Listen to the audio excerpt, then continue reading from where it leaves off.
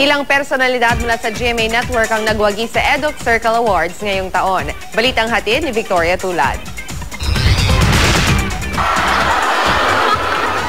Libo-libong estudyante mula sa iba't ibang universidad at kolehiyo sa buong bansa ang pumili ng mga pararangalan sa Edoc Circle 2013 Awards.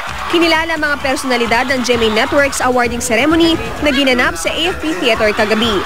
Pinarangalan ng GMA Kapuso Foundation Executive Vice President at COO na si Ms. Mel Chanco bilang Most Outstanding TV Personality in Public Service.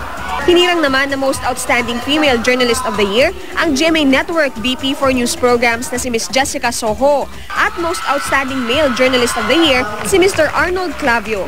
Ang public service, bukal sa kalooban yan, hindi yan pinipili. Ibig sabihin para sa mga kabataan natin, dapat bigyan ng value, no? Ang taong mamahayag na nasa larangan ng public service. Maging ano lang lagi, mulat ang mata, tsaka matalas ang tenga. Yun lang naman ang dalawang susi ng isang maging mabuting mamamahayag, no? Darating ang panahon, sila naman yung magbabalita.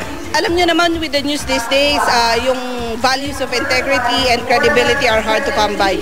Buti na lang may mga katulad ni Ma'am Jess na ehemplo para sa atin lahat. Sa Edoc Circle, maraming salamat.